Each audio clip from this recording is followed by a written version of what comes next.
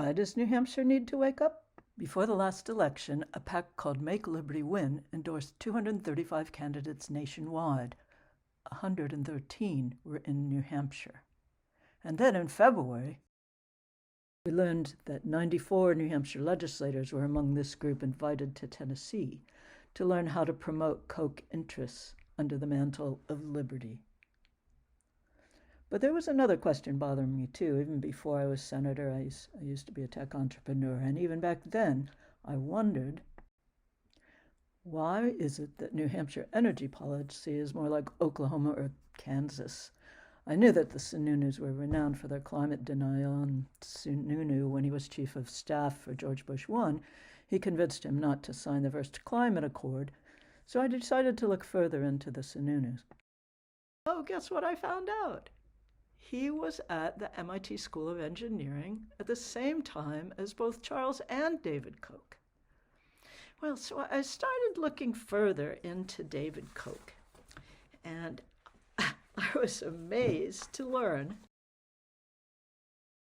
Back in 1980, David Koch ran for vice president on a platform to dismantle most of the federal government. In fact, the Kochs were among the party's early supporters. Yet even with the Koch fortune behind his message, the Libertarian Party only won 1% of the vote. After the 1980 election, Charles and David Koch abandoned running for office. Instead, they turned their efforts to engineering a stealth network to influence politicians and voters. Secrecy, back then, was a priority. I have 3 takeaways from this presentation. And the first of these is that even from the very beginning, libertarianism has been designed to promote the interests of billionaire plutocrats under the guise of liberty. The Koch network is notorious for the extent of its capture of both governmental and civil institutions, especially after it pushed through the Citizens United decision that it let it spend without limit on elections. But at first, they weren't really focused on New Hampshire. That happened later, due to a certain impatient young man. Jason Sorens came up with a plan for libertarians to focus on one small state. It was published in the Libertarian Enterprise's July 2001 issue. Sorens wrote, "What I propose is a free state project in which freedom-minded people pledge that you will work to reducing government to the minimal functions of protecting life, liberty, and property, establish residence in a small state, and take over the state government. Once we've taken over the state government, we can slash state and local budgets. Furthermore, we can eliminate substantial federal interference by refusing to take highway funds and the strings attached to them." The Free State Project would start when 20,000 people signed up to move to New Hampshire and run for office. In 2003, they reached their goal and chose New Hampshire as their Libertarian Homeland. The influx began. Just who are these Freestaters? Let's start with Tim Condon, the guy at the top with the dog licking his chin. Condon founded the Florida Republican Liberty Caucus before moving to New Hampshire. The mission of the National Republican Liberty Caucus has been to convert the Republican Party platform into the libertarian platform you saw in David Koch's 1980s campaign. Condon founded the New Hampshire chapter of the RLC when he moved here as Free State Director of Member Services. Next, we have Greg Moore in the bottom left-hand corner. You can see him in his current position as Director of Koch's Americans for Prosperity New Hampshire, proudly supporting the Citizens United decision. But back in 2011, he was Chief of Staff of the New Hampshire House. Then, up in the top right-hand corner, we have Jason Osborne.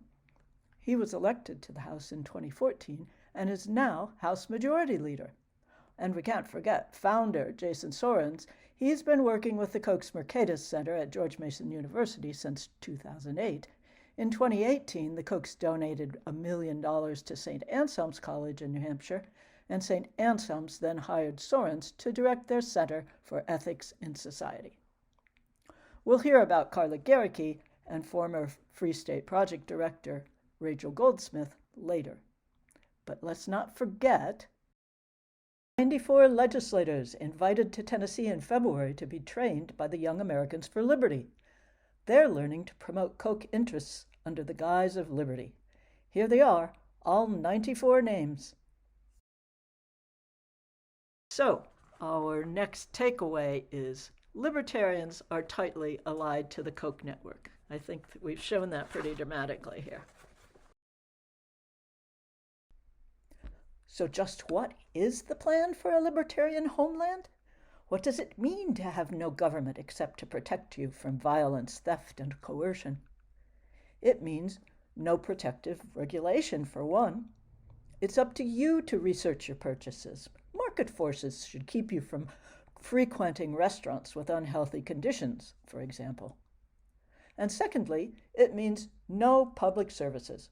All services would be privately run, and people would have the freedom to choose not to buy into those services because that would be coercion and taxation is theft.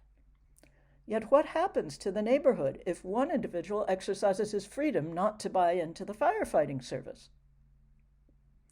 Number 3, libertarianism means that all property, including infrastructure, would be privately owned. Even roads, bridges, state parks, forests, libraries, lake access. These plans would radically change life in New Hampshire. So our third takeaway is that libertarians are not common sense conservatives. Democracy says that a majority may pass laws that everyone must follow. Libertarians do not believe this. They consider rule by majority law to be coercive. This young woman spoke at the Freestaters annual Porkfest fair. A Boston Globe journalist reported seeing a 3D printer manufacturing untraceable gun parts, along with various illegal substances, at the fair. This young woman represents one type of libertarian, someone who just wants to do as they please and not be forced to pay taxes. These views are encouraged by the most popular economics textbook written by libertarian Gregory Mankiw. The textbook compares being unable to support your family with failing a class. Since you would not want someone failing to just be given a better grade, why would you want to provide assistance to poor families? Wealthy libertarians like the Kochs seek freedom for more practical reasons. They own companies plagued by hundreds of millions in fines from the EPA. The Occupational Safety and Health Administration is taking their firms to court. A jury awarded $200 million against them for defrauding the government. Their John Birch Society father taught them that government is evil. Naturally, they support a party whose goal is to destroy the agencies plaguing them. But why do they want to end public education? Why defund public schools and promote vouchers? Well, wealthy libertarians would love to stop schools from promoting democracy and equity. They want to cripple teachers' unions. They want to divert taxpayer dollars to libertarian and Christian schools. And they want to divert money to for-profit education providers like Betsy DeVos. They want to grow the pool of poorly educated people who will work for less and be more easily manipulated. But what if they could convince parents to trade a constitutional guarantee of an education for a modest voucher? Think how much they'd save in taxes. All these reasons lead libertarians to put enormous pressure nationwide to dismantle the American public school system. Sununu's near loss in the 2016 New Hampshire Republican gubernatorial primary that put libertarians in charge of public education. To everyone's astonishment, free market evangelical Frank Edelblut came in a close second, only 800 votes behind Chris Sununu, scion of former Governor John H. Sununu. Chris Sununu ensured Edelblut would not primary him a second time by appointing him Commissioner of Education. Frank Edelblut has a master's degree in divinity. He serves on the board of a theocratic college and approved their legal suits to force tax support for religious schools, banning any government oversight of curriculum or student outcomes. In February 2021, the New Hampshire House heard the EFA voucher bill. In the largest participation ever seen, 3,198 voters signed in to oppose the bill. Only 600 signed in favor, but the House was firmly under Libertarian control. The bill was retained in committee. So the billionaire-funded groups went to work. Greg Moore had the Americans for Prosperity New Hampshire send postcards and knock doors in support of the vouchers. The bill started from ALEC. ALEC is a group funded by corporations and wealthy individuals to write templates for state bills. So ALEC fed those bills into state legislatures through its chairs. Jordan Eulery and Ken Weiler were the ALEC chairs from New Hampshire then. Representative Weiler leads House Finance Committee 1, responsible for the state budget bills. In order to avoid any further public discussion of the bill, Weiler slid it into the massive budget bill. Meanwhile, the Josiah Bartlett Center promoted the voucher concept. Governor Sununu had appointed Bartlett's director, Drew Klein, to chair the New Hampshire Board of Education to ensure they would support the bill. Then, with public opinion stifled, the budget passed along with the voucher bill. Governor Sununu signed it without the usual fanfare. In January, the vice president of the Charles Koch Institute and Jason Sorens named New Hampshire the freest of the 50 states. Governor Sununu attended the ceremony. Libertarians are not the only extremists in New Hampshire. Here you see a fascist group called NSC 131 giving a Nazi salute at the Teetotaler Cafe in Concord. But libertarians, like other extremist groups, have found that the more extreme they become, the more attention they get. For instance, here is a tweet from Free State Party Board Chair Carla Garricky.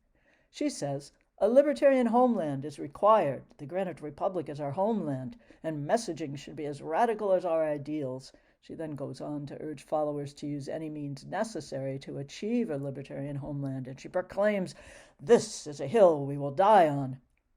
But that was not all. The New Hampshire Libertarian Party tweeted on Martin Luther King Day that blacks are not owed reparations, but owe the government because they receive race-based subsidies and advantages. The party claimed their mean tweets gained their account thousands of new followers. They posted a photo of members of Congress hiding during the January 6th insurrection with the caption, "Politicians should fear for their lives daily." Their followers responded, "Make politicians afraid to start their cars again." Even Moms for Liberty, which started out as an anti-masking group, became more extreme.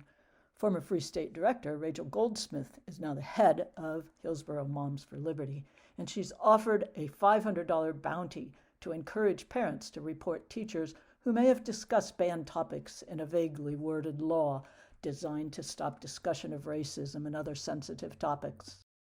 As people became aware of what libertarians were doing, they began to wake up. After Croydon fired their police department, closed their library, and cut the school budget in half at a poorly attended meeting during a blizzard, townspeople fought back. They replaced the budget, but not until after libertarian actions gained national press coverage. Shortly after, libertarians tried to privatize a public ski area that was highly profitable, angered management so much that they walked out en masse, closing down the region's largest employer. With heightened media coverage, public alarm at extremism grew. Belknap County citizens formed a pack to fight the election of the extremists who interfered with their county ski area. Granite State Matters distributed anti-extremist signs statewide. Concerned citizens from both Granite State Matters and Kent Street Coalition wrote over 100,000 personally addressed postcards urging voters to reject extremism. And that fall, Jason Sorens lost a local election for the Amherst Planning Board. Freestaters and Liberty Alliance members lost their dominance in the Republican caucus, and the Republicans nearly lost their majority in the House. After those 2022 elections, according to House members, Majority Leader and Free State Project member Jason Osborne instructed the House Freedom Caucus to keep a low profile. They needed to win back the state control, and they needed a new director in order to do that. They've hired Maine Senator Eric Brakey to help them. New Hampshire does not have to let billionaires run the state. If the majority wakes up, as Belknap has, they can keep extremists out of the legislature and the executive council. As you can see, Freestaters are a very small percentage of voters, but we have let them take control of the legislature. If we elect a governor who will not capitulate to them, and we make sure that they no longer dominate our legislature, we do not have to let them run the state.